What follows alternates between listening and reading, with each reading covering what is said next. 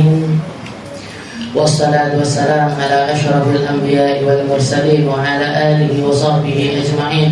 سبحانك لا علم لنا إلا ما علمتنا إنك أنت العليم الحكيم. رب اشرح لي صدري ويسر لي أمري واحلل عقدة من لساني يفقهوا قولي. أما بعد، الحمد لله على نعمة الإسلام، الحمد لله على نعمة الإيمان وكفى بها من نعمة.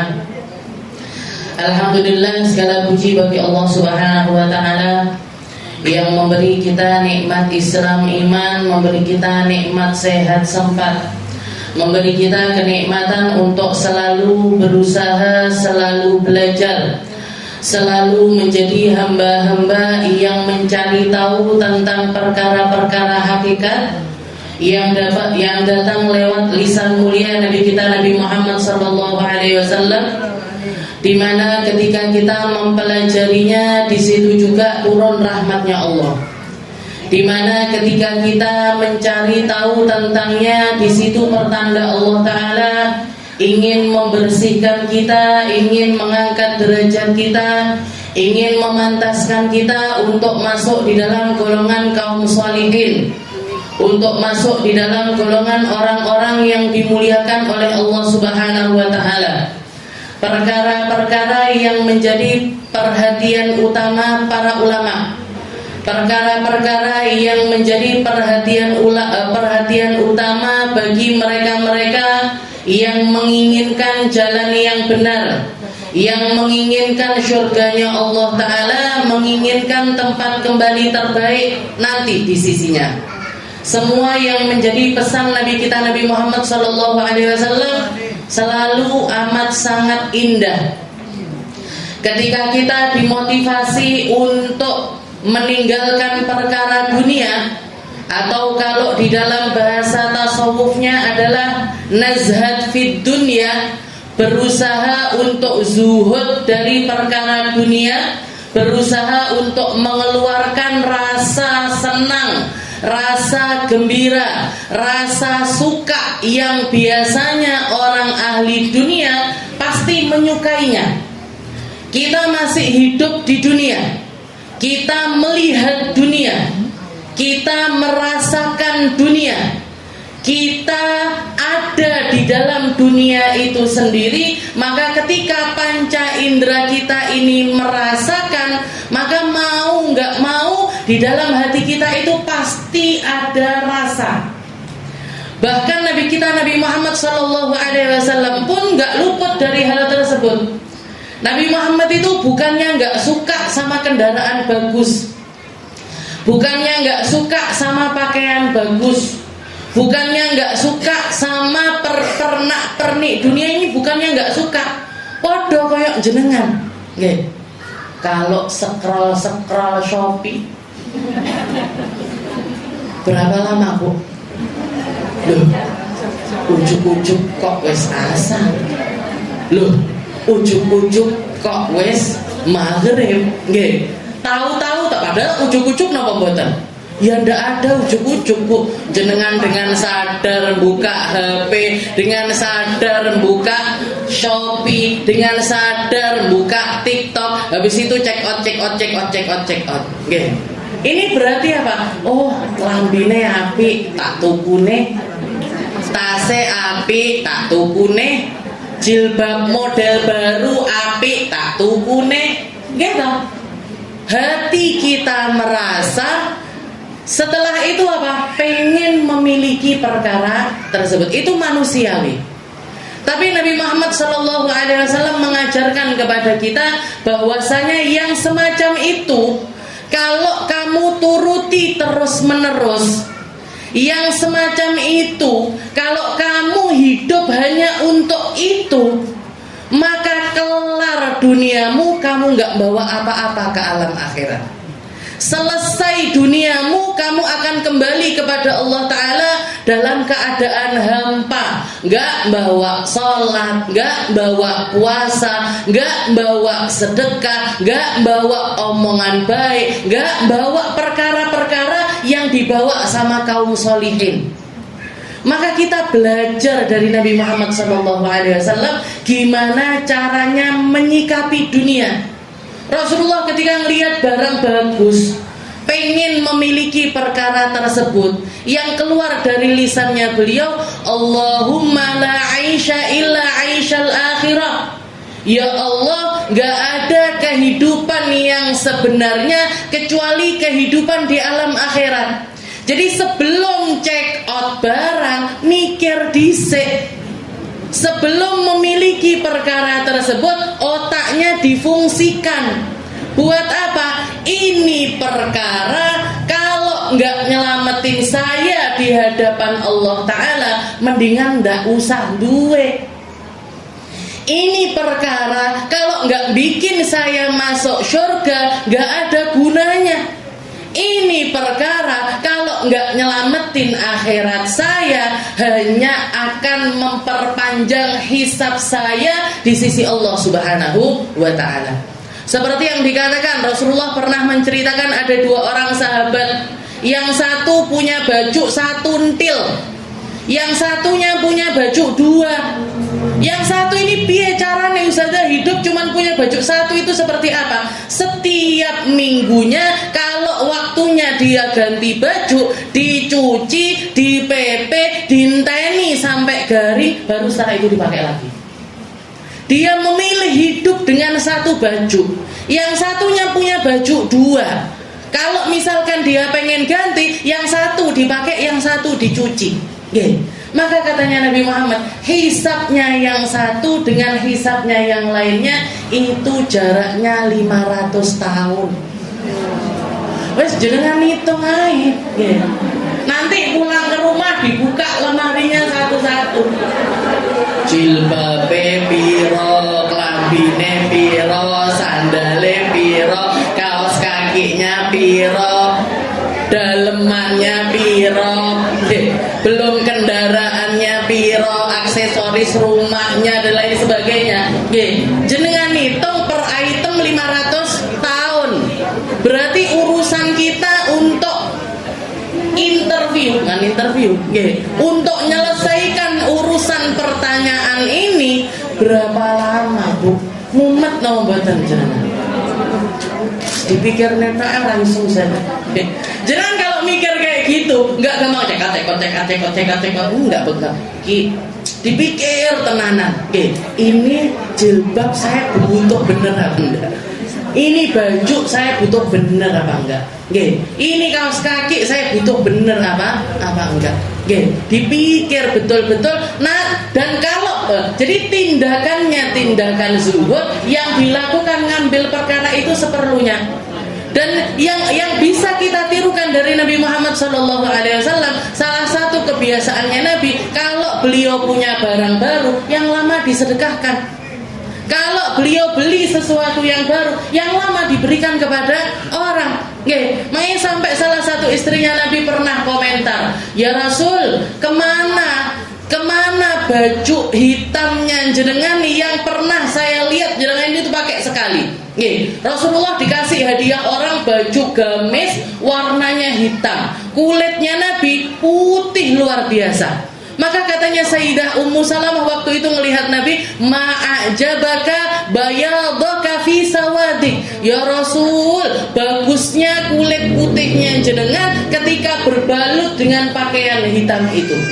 Ketika ditanya, baru dipakai beberapa kali, ditanya sama Ummu Salamah, ya Rasul, kemana baju hitamnya itu? Katanya Nabi, kasautuh, saya kasihkan orang, saya pakaikan kepada orang lain. Katanya istrinya beliau, padahal saya senang melihat jenengan pakai baju itu, pantas banget pakai baju itu. Itu kebiasaannya Rasulullah SAW.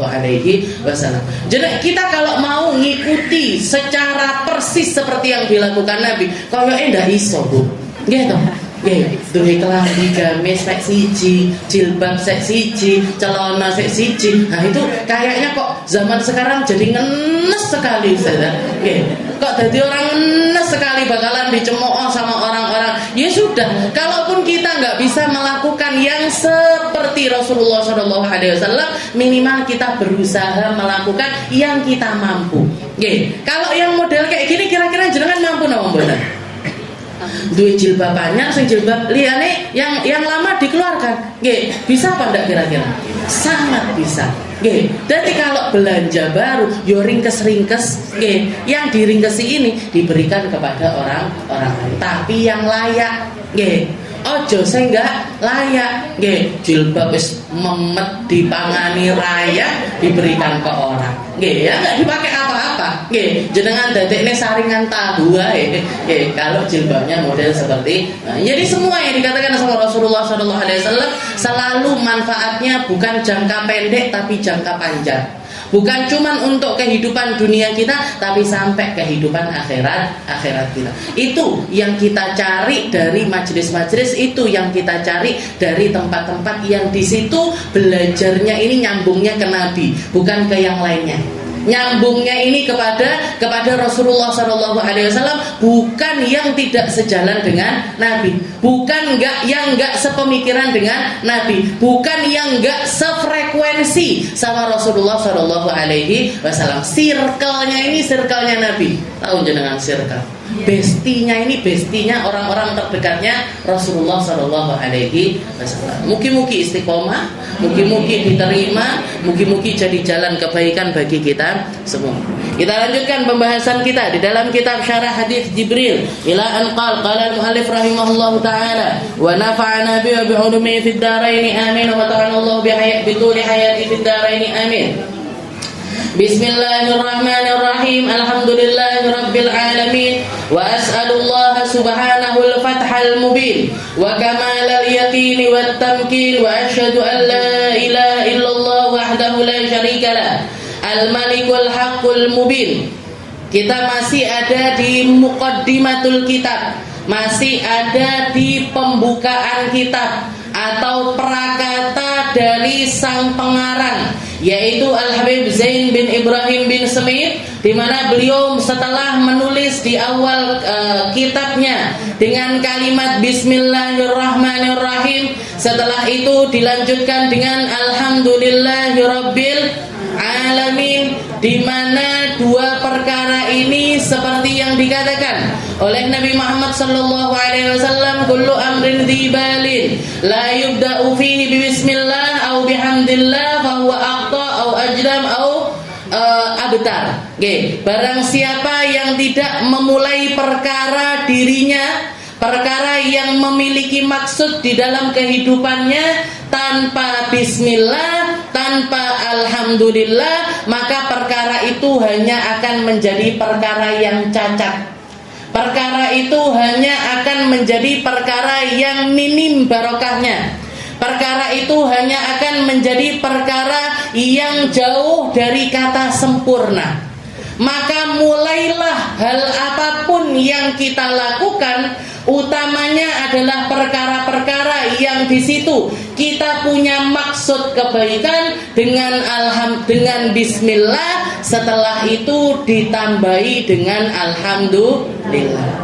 Mau ngaji, jangan kalau merhatikan kalimat muqaddimah saya, perkataan awal ketika mau membuka majelis selalu bismillahirrahmanirrahim, alhamdulillahirabbil alamin. Jenengan mau doa mulai dengan bismillah, alhamdulillah. Jenengan masuk rumah mulai bismillah, alhamdulillah. Mau masak mulai dari pertama kali ngambil bahan itu mulai dengan bismillah sama alhamdulillah. Mau ngapain aja, perkara kecil-kecil, perkara simpel-simpel, perkara di dalam setiap keseharian kita mulai dengan bismillah ditambahi dengan alhamdulillah, maka perkara itu akan menjadi perkara yang sempurna dunia akhirat. Perkara itu akan menjadi perkara yang dilanggengkan pahalanya sampai akhirat.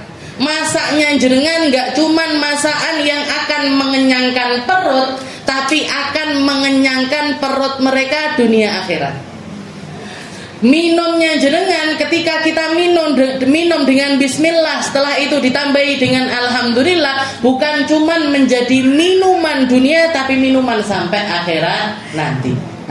Jadi kalau kita mau dekat sama kesempurnaan, kalau kita mau dekat dengan keberkahan, kalau kita mau dekat dengan perkara-perkara yang selamatnya itu sampai akhirat, tambahi awal perbuatan kita dengan bismillah, setelah itu alhamdulillah. Bismillahirrahmanirrahim. Minggu yang lalu kita sudah bahas Bismillah, Allah, lafdzul jalalah, Ar-Rahman, Ar-Rahim, sifatnya Allah Ta'ala yang maha memberikan nikmat besar yang versi akhirat, serta Ar-Rahim yang memberikan rezeki ataupun juga kebaikan dari segi dunia. Dan masih banyak lagi perkataan-perkataan ulama yang menafsirkan tentang Ar-Rahman, Ar-Rahim. Kalau dijabarkan luar biasa banyak sekali tafsiran detail dari kalimat Ar-Rahman, Ar-Rahim. Dan kalau kita lihat dua sifatnya Allah Ta'ala yang paling pengen Allah Ta'ala itu dikenali dengan sifat tersebut oleh hambanya adalah nama Allah yang bernama Ar-Rahman, Ar-Rahim. Jadi kalau misalkan kita melihat Allah Ta'ala punya sifat, Allah Ta'ala punya sifat membalas setiap perkara, yang baik dibalas baik, yang buruk dibalas dengan buruk. Tapi sifatnya Allah Ta'ala yang semacam ini, Al-Muntaqim, itu sebelum kita mengenalinya, kita harus tahu kalau Allah Ta'ala ini Ar-Rahman, Ar-Rahim. Allah Ta'ala yang maha syadidul iqab, yang maha ketika membalas perbuatan buruk itu dengan azab yang luar biasa buruk, yang luar biasa kejam, yang kita baca cara penyiksaannya itu di dalam Al-Quran, kita nggak akan pernah bisa kuat untuk sabar di dalam nerakanya Allah Ta'ala. Tapi sebelum kita mempelajari sifat Allah Ta'ala yang semacam itu, kita harus tahu Allah Ta'ala ini Ar-Rahman, Ar-Rahim, yang baiknya luar biasa, yang memberikan segala kepada kita. Alhamdulillahirabbil alamin. Setelah itu dibuka dengan kalimat hamdalah. Sebelum datangnya surat Al-Fatihah, sebelum turunnya ayat Al-Fatihah, orang-orang Arab itu hanya mengenal kalimat pujian atau kalimat terima kasih itu dengan dua kata, asyukur wathana. Asyukur yang maknanya adalah terima kasih, athana yang artinya adalah pujian. Jadi dulu orang Arab taunya dua hal ini, athana awis syukur, memuji atau untuk mengekspresikan terima kasih ataupun kebaikan seseorang itu biasanya pakai pujian, kalau enggak gitu pakai tanda syukur. Tapi ketika turun surat Al-Fatihah, dibuka sama Allah Ta'ala dengan kalimat Alhamdulillahirabbil alamin. Orang-orang Arab itu nanya, ya Rasul, na'rifu syukur wa thana wa ma na'riful hamdalah. Kami ngerti artinya pujian, kami ngerti artinya terima kasih, tapi alhamdulillah itu kalimat apa? Alhamdulillah itu kalimat yang semacam apa? Maka dijawab oleh Sayyidina Umar, beliau mengatakan sesungguhnya alhamdulillah itu adalah kalimat gabungan antara syukur dan juga tsana, gabungan antara pujian dan juga tanda terima kasih. Wa radhiyallahu dzalikal kalimah ala ibadi. Dan kalimat ini adalah kalimat yang diridhoi oleh Allah Ta'ala untuk dipakai hambanya sebagai bentuk pujian tertinggi kepada Allah Subhanahu wa Ta'ala. Makanya Nabi Muhammad SAW mengatakan walhamdulillahi tamla'ul mizan. Kalau kamu tahu makna alhamdulillahmu, kalau kamu bersyukur sama Allah Ta'ala dengan menggunakan kalimat alhamdulillah, dan kamu meresapi dengan betul kalimat alhamdulillah tersebut, kalimat itu akan sangat bisa memberatkan timbangan amal kebaikan. Walhamdulillah tamla'ul mizan. Bahkan katanya Nabi, kalimat alhamdulillah itu mampu memenuhi timbangan kebaikan. yang kalau diletakkan di timbangan amal kebaikanmu, maka keburukan sebanyak apapun akan jatuh. Karena saking besarnya pahala ketika kita mengucapkan alhamdulillah. Rasulullah Shallallahu Alaihi Wasallam pernah, beliau itu punya onta, dicuri sama orang. Jadi Rasulullah punya ontanya ini dicuri. Jadi yang kecolongan itu bukan cuma jenengan aja, bukan cuma kita sebagai rakyat Indonesia yang kecolongan sebenarnya. Nabi Muhammad Sallallahu Alaihi Wasallam juga pernah kehilangan ontanya. Jadi beliau punya ontanya ini hilang.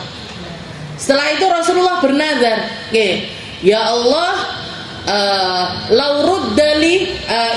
laurudda alayya an-naqati, kalau misalkan onta saya ini kembali, la ahmadullah wa athna alaihi bi saya akan memuji Allah Ta'ala dan saya akan berterima kasih kepada Allah Ta'ala dengan pujian-pujian yang indah. Maka dikatakan gak lama setelah itu, beberapa hari kemudian ada seorang perempuan lagi ada di Badiah, lagi ada di padang Sahara, ngelihat seekor onta gak ada pemiliknya. Ketika dideketin, perempuan ini muslimah, perempuan yang Islam, dan dia itu kenal dari plat nomornya onta itu tadi. Istilahnya tahu, ini bukan ontanya siapa-siapa, ini ontanya Rasulullah Sallallahu Alaihi Wasallam. Diambil sama perempuan tersebut, dibawa, dikembalikan kepada Nabi Muhammad Sallallahu Alaihi Wasallam. Maka dikatakan ketika onta itu kembali ke tangannya Nabi, beliau mengucapkan alhamdulillah. Jadi ketika Rasulullah mengatakan saya akan memuji Allah Ta'ala dengan pujian-pujian yang tinggi, dengan pujian-pujian yang besar, ternyata yang keluar dari lisannya beliau adalah kalimat alhamdulillah. Berarti apa? Alhamdulillah ini adalah kalimat yang besar, adalah kalimat yang dalam, adalah kalimat yang Allah Ta'ala sebagai pencipta kita ridhonya ketika hamba itu berterima kasih, gak pakai kalimat lain tapi pakai kalimat yang ini. Pakai kalimat alhamdulillah. Alhamdulillah. Jadi alhamdulillah itu as-sana wa syukur. Jadi ada unsur terima kasih di situ, ada unsur pujian juga kepada Allah Subhanahu wa Ta'ala. Kalau kita baca terjemahannya di Al-Quran itu kan biasanya segala puji bagi Allah. Kenapa kok diterjemahkan dengan segala puji? Karena nggak ada cara pujian yang lebih mencakup dari segala kenikmatannya Allah Ta'ala lebih dari kalimat alhamdulillah. Alhamdulillah, kita terima kasih kepada siapa? Hanya kepada Allah, bukan yang lainnya. Ketika kita terima kasih atas kehidupan kita terima kasihnya sama Allah. Kita ketika dapat kenikmatan dari orang lain, kita terima kasihnya juga kepada Allah. Kenapa? Karena segala sesuatu pemberi nikmat yang hakiki itu hanya Allah Subhanahu wa Ta'ala. Kalau yang lain-lainnya selain Allah, itu ketika memberikan sesuatu kepada kita, mereka itu bukan pemberi yang sebenarnya, tapi mereka adalah wasilahnya Allah Ta'ala untuk memberi kepada kita. Saya punya ilmu, Ustazah Fatimah punya ilmu. Ilmu ini, ilmu yang dimiliki atau yang keluar dari lisan para ustazah itu adalah ilmu bukan milik dia secara hakiki, tapi punyanya Allah yang dititipkan kepada mereka, setelah itu disampaikan kepada kita. Jadi lillah, semua perkara, semua pujian itu harusnya kembalinya kepada Allah Subhanahu wa Ta'ala. Walaupun kepada orang lain atau penyampai, atau yang jadi wasilah untuk nyampein kepada kita juga perlu untuk berterima kasih kepada mereka. jenengan dikasih minum, makasih ya. Nggih. Setelah itu ngucap alhamdulillah. Dengan penuh kesadaran dengan mindset semacam apa? Orang ini, nggih, saya berterima kasih kepada dia karena dia memberikan kebaikan yang datang dari Allah Taala kepada saya. Bukan milik dia sebenarnya, punyanya Allah, miliknya Allah Ta'ala, dan terima kasih itu harusnya kembali kepada Allah Ta'ala, tapi dia dengan kebaikannya nyampein juga kepada saya. Alhamdulillahi Rabb. Itu setelah itu dikatakan Rabbul Alamin. Apa itu Rabb? Rabb itu juga banyak sekali tafsirannya. Malikuhum. Jadi yang namanya Rabb itu bisa diartikan pemilik. Bisa juga diartikan Sayyidun Muta, bisa juga diartikan pemimpin yang harusnya dipatuhi. Rabb itu juga bisa diartikan al-mutasarrif wal marji ilaihi, yang memberikan, yang mengelola serta tempat kembali, semuanya itu adalah arti dari Rabb. Dan Rabb dengan segala macam versi, dengan segala macam tafsiran, itu kalau disematkan kepada Allah Ta'ala selalu pas, selalu tepat, selalu bisa diartikan dengan arti tersebut. Biasanya Rabb kalau terjemahan diartikan Tuhan. Apa definisi dari Tuhan?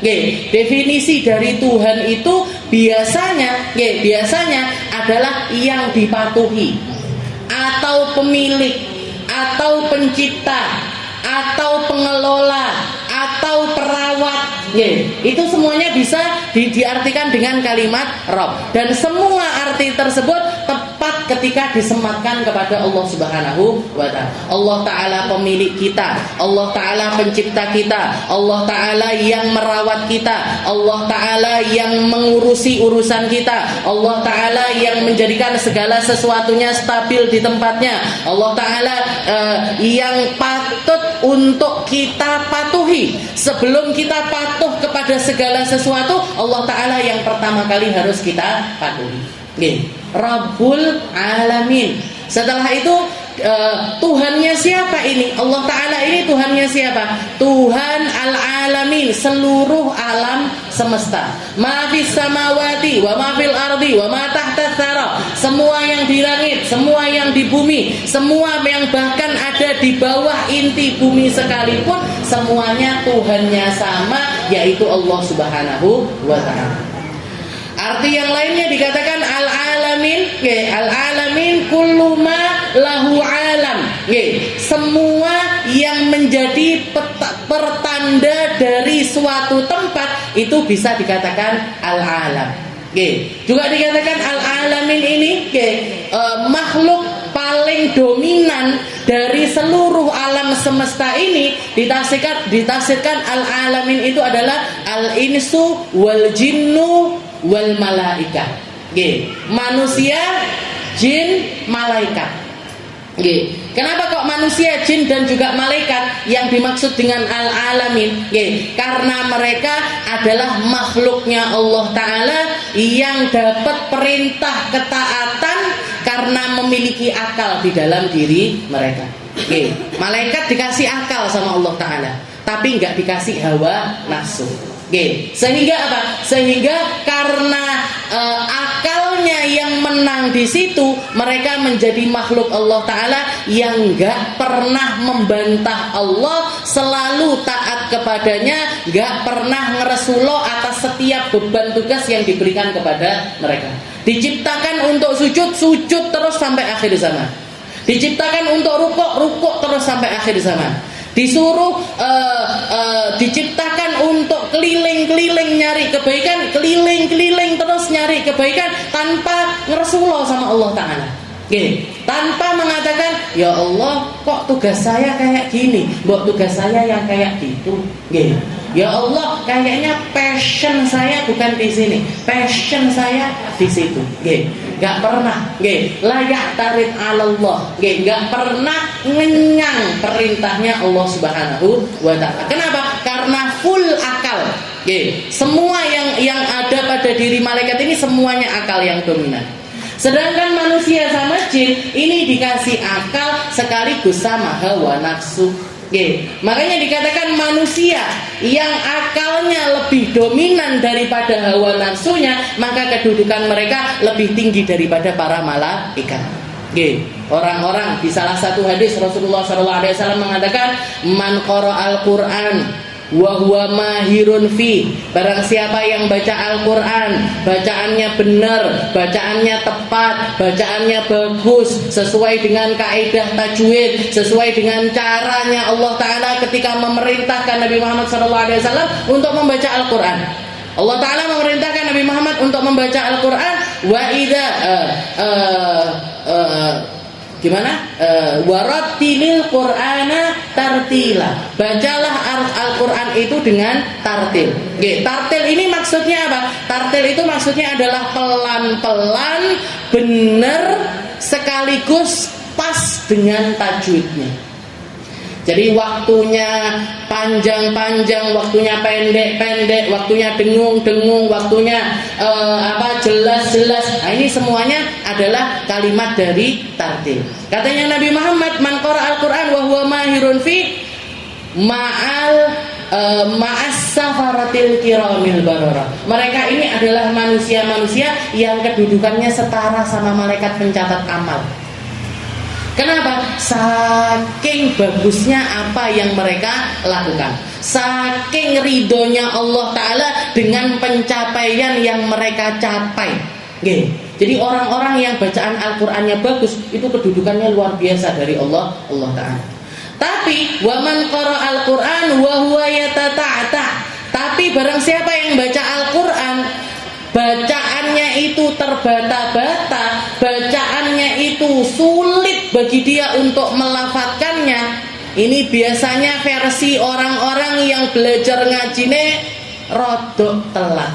Saya nggak bilang telat tuh, karena nggak ada kata terlambat untuk belajar Al-Quran. Tapi ketika orang ini rodok telat belajar, niku kan ilate biasanya wis melungker, wis kakean mak empete, jengkol, duren, keselio dan lain sebagainya, kolesterolnya tinggi biasanya, kolesterolnya tinggi, darah tinggi, diabetes dan lain. Berarti biasanya ini penyakitnya orang-orang yang sudah umur. Jadi mau diajarin itu biasanya agak sulit. Maka katanya Nabi, ini orang-orang yang baru belajar Al-Quran di akhir, atau ketika dia kesulitan sekali untuk melafadzkan Al-Quran, bukannya dapat dosa ketika bukannya dilarang sama Nabi Muhammad untuk bacaan panggaan Al-Qurannya, tetap kamu jadilah orang yang membaca Al-Quran. Wahwa bagi orang tersebut lahu ajron, dia dapat 2 pahala. Pahala apa? Pertama pahala baca Al-Quran, yang kedua pahala bersusah-susah di dalam membaca Al-Quran. Sehingga ketika orang bersusah-susah, itu kok susah-susahnya di hadapan Allah Ta'ala akan sangat terenyuh dengan apa yang dia perjuangkan. Makanya seringkali orang-orang yang semacam ini, orang-orang yang memperjuangkan agama dengan hal yang semacam ini, mereka itu sangat bisa menangkal azabnya Allah Ta'ala. Jadi kalau misalkan jenengan dengar kabar ada puting beliung di sana, daerah sana, alhamdulillah Tulung Agung aman. Alhamdulillah daerah saya nggak kena. Alhamdulillah daerah saya nggak kena yang semacam itu. Itu Bu, potensi utama orang-orang yang menangkal dari perkara-perkara yang semacam itu adalah orang-orang tua yang masih sujud rukuk baca Al-Quran di hadapan Allah Subhanahu. Makanya katanya Nabi Muhammad SAW, laula sibyanun ruddoh, kalau bukan karena anak kecil yang masih nyusu, kalau bukan karena nenek-nenek yang masih sujud rukuk di hadapan Allah, kalau bukan karena hewan-hewan ternak yang makan hewan ternak, la subba alaikumul adzaba subba. Allah Ta'ala itu akan menumpahkan azab kepada kalian sampai kosong. Istilahnya kalau gelas gitu kayak ditumplek nih, azab itu di tempat tersebut. Tapi karena Allah Ta'ala nggak tega sama orang-orang macam ini, orang tua, tapi bukan sembarang orang tua, bukan orang tua yang penggaweane dari satu arisan ke arisan yang lainnya, bukan dari satu kelompok foto ke kelompok foto yang lainnya, bukan.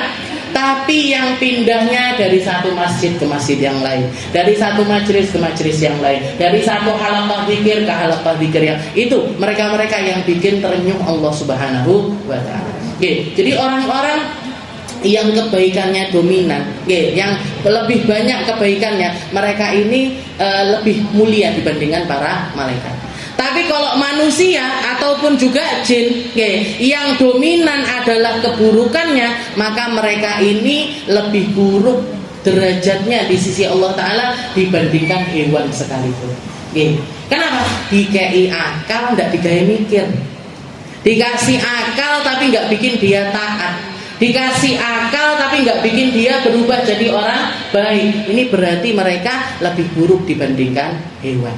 Nah, ini dikatakan alhamdulillahirabbil alamin. Di dalam Al-Qur'an ada kisahnya Sayyidah Maryam.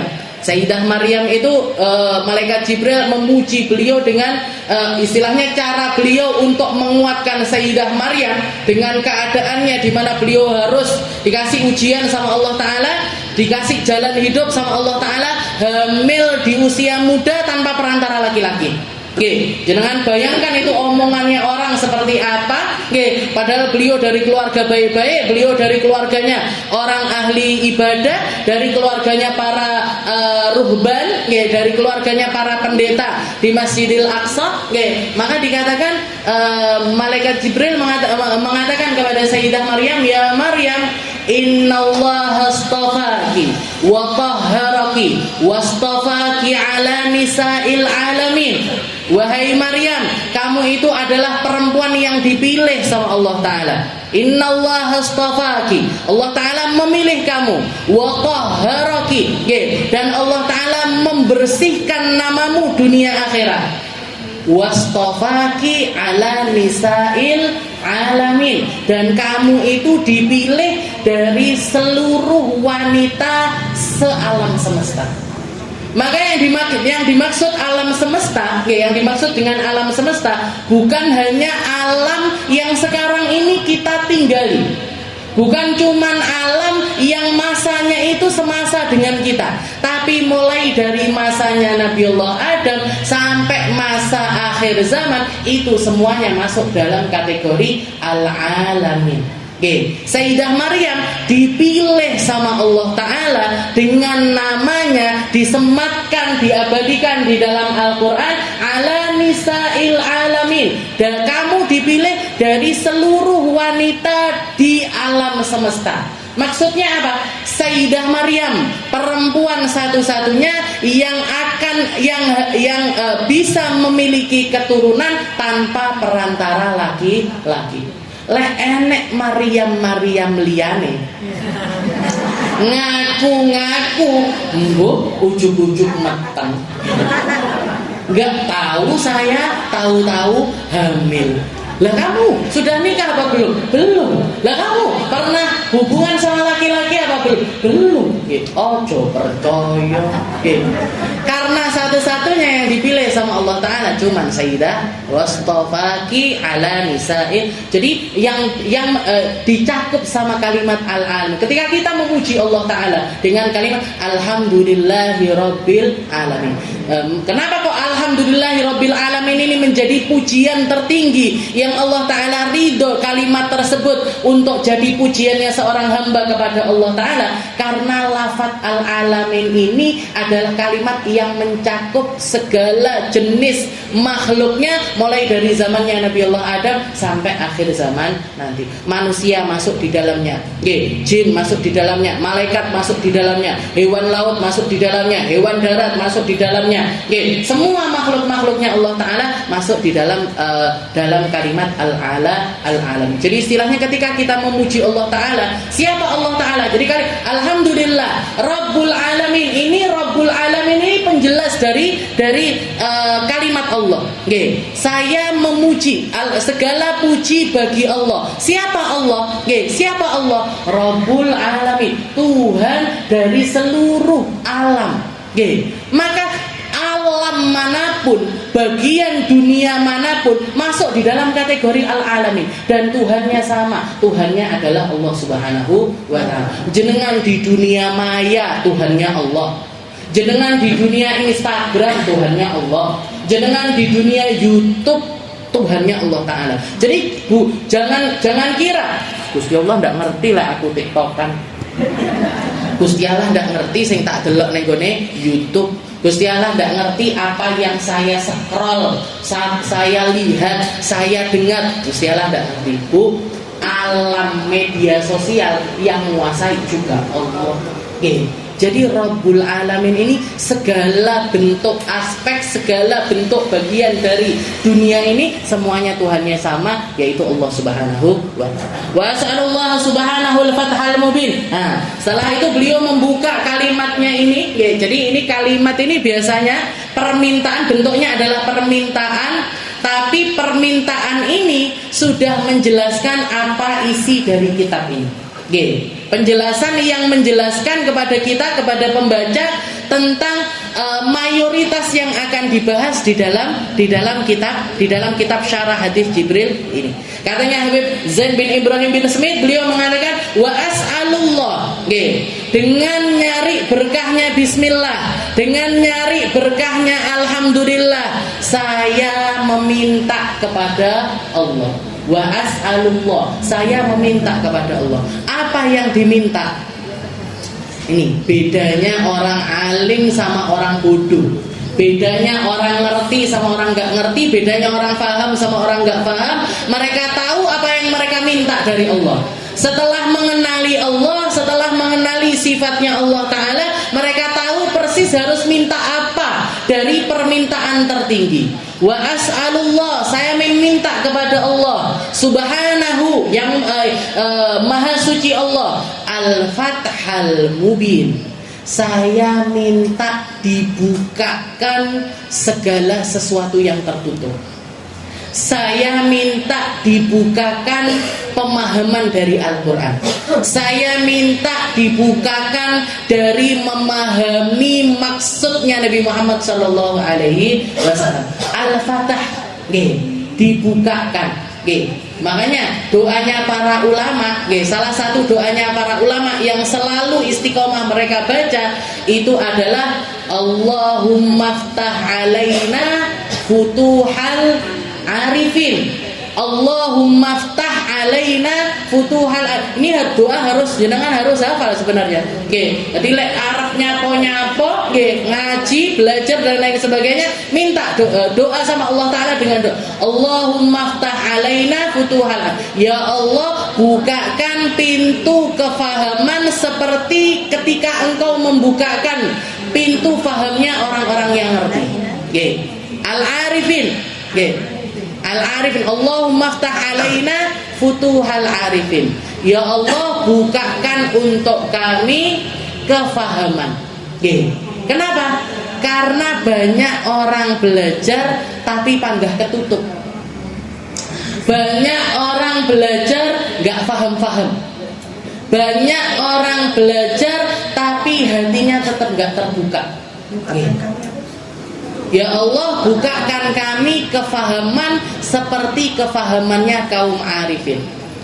Kalau jenengan baca doa awal majelisnya kita, setelah kita Allahumma inna nas'aluka al-ilma ladunni wal masyar wa safil haniyya wa habiya ghanni Allahumma inna nas'aluka fahman nabiyyin. Oke, ya Allah, saya minta kefahaman seperti fahamnya para nabi. Oke, karena banyak orang baca Al-Quran tapi kefahamannya nggak kayak fahamnya nabi. Banyak orang buka Al-Quran tapi fahamnya nggak mirip kayak fahamnya nabi. Nabi Muhammad ketika belajar Al-Quran yang nambah takutnya, yang nambah taatnya, yang nambah sedekahnya, yang nambah zuhudnya, yang nambah sabar syukurnya. Awake dhewe nggih ngaji, Bu. Jenengan ngaji di sini ada yang setahun, ada yang 2 tahun, maksimalnya sampai 10 tahun. Tapi panggah medit, panggah ngeresuloi, nggih. Tetap nggak ada sabarnya, nggak ada syukurnya, tetap kebingungan ngadepi donya, tetap kebingungan urusan rezeki, tetap kebingungan, nggak jarang sedih, suka tertawa. Rasulullah kan kebalikannya itu. Rasulullah setelah datangnya Islam banyak sedihnya, sedikit tawanya. Bahkan beliau sampai mengatakan lau araftum ma araftu la dhahiktum qalilan wa la bakaitum katsiran. Kalau kalian paham apa yang saya pahami, kalian akan banyak nangis, sedikit tertawa. Lah awake dhewe jenengan banyak nangisnya atau banyak guyune? Seharian ini sudah nangis apa belum? Terakhir kali nangis kapan kira-kira? Berarti apa? Fahamnya kita belum kayak fahamnya para nabi, Bu. Oke. Fahamnya kita masih jauh dari fahamnya para nabi. Ngertinya kita masih jauh dari ngertinya para nabi. Padahal setiap kali kita ngaji kita minta, Allahumma inna nas'aluka fahman nabiyyin wa hifdzal mursalin. Oke, ya Allah, saya pengen menjaga menjaga diri saya lewat ilmu-ilmu, lewat akal saya, lewat pengetahuan saya, seperti terjaganya para malaikat. Oke. Para malaikat itu dikasih paham titik sama Allah Ta'ala. Ilmunya nggak banyak malaikat itu, Bu. Ilmunya sama Nabi Allah Adam jauh banyak ilmunya Nabi Allah Adam. Makanya sampai Nabi Adam, para malaikat ini diperintahkan sama Allah Ta'ala untuk sujud sama Nabi Allah Adam. Ilmunya dikit, tapi dengan ilmu yang sedikit itu mampu menjaga mereka dari melakukan segala keburukan. Wa hifdzal mursalin wa ilhamal malaikatil muqarrabin. Ya Allah, kasih kami ilham seperti ilham yang Engkau berikan kepada para malaikat terdekatmu. Kalau penjagaannya kita minta penjagaan dari malaikat secara umum, kalau ilhamnya kita minta sama Allah Ta'ala diilhami seperti malaikat-malaikat yang terdekat sama Allah Ta'ala. Siapa malaikat yang terdekat dari Allah Ta'ala? Yang kita semuanya hafal nama-nama mereka, yaitu 10 orang malaikat. Bukan 10 orang, 10 malaikatnya Allah. Jibril, Mikail, Israfil, Munkar, Nakir, Raqib, Atid, Malik, Ridwan. Semuanya mereka ini adalah malaikat-malaikat al-muqarrabin yang paling dekat sama Allah Ta'ala. Yang paling dekat sama Allah Ta'ala. Mereka yang paling banyak diilhami sama Allah, paling banyak dapat perintah dari Allah, paling dapat banyak tugas dari Allah Ta'ala, dan mereka menjalankan tugas-tugas tersebut sebaik-baiknya. Kita ketika belajar ilmu, ilmu itu yang terpenting bukan banyaknya, tapi gimana caranya ilmu ini mampu memberkati kita, mampu menjadikan kita, mampu mendongkrak potensi kita, sehingga kita bisa jadi hamba paling baik di sisi Allah Ta'ala dengan setiap potensi kita. Yang bisa ngomong, menjadikan omongannya untuk modal menuju Allah Ta'ala. Yang punya harta, menjadikan hartanya wasilahnya jadi hamba yang terbaik. Yang punya kedudukan, menjadikan kedudukannya jalan jadi baik, bukan di sisi manusia tapi di sisi Allah Ta'ala. Wa ilhamal malaikatil muqarrabin. Ini gak main-main yang kita minta sama Allah Ta'ala. Jadi ini yang dimaksud dengan futuhal arifin. Dan ini yang diminta sama sang pengarang untuk membuka kitabnya. Wa as'alullaha subhanahu al-fathal mubin. Ya Allah, setelah semua ini dengan berkah bismillah, dengan berkah alhamdulillah, saya minta jadikan saya orang yang paham. Jadikan saya orang yang dibukakan ngertinya. Bukan cuma untuk beliau, tapi di dalam doanya beliau juga memintakan untuk kita semuanya dapat pembukaan yang sama. Jadi ngajine gak mek tinggi teko mulai mam jajan, teko mulai mam jajan. Gak cuma gitu, Bu. Gak cuma menjadi sesuatu yang berlalu begitu saja, enggak. Tapi menjadikan kita sholatnya tambah khusyuk, ibadah malamnya tambah panjang, doanya tambah indah, delok bojone anake tambah banyak syukurnya, lek ndak enak tambah banyak sabarnya. Yang kayak gitu yang dimaksud ke pembukaan. Al-Fathah Al-Mubin. Semua kita jadi orang-orang yang bisa membedakan mana yang benar dan mana yang salah. Wa kamalal yaqini wat tamkin wallahu a'lam bissawab. Insyaallah kita lanjutkan di pertemuan yang selanjutnya.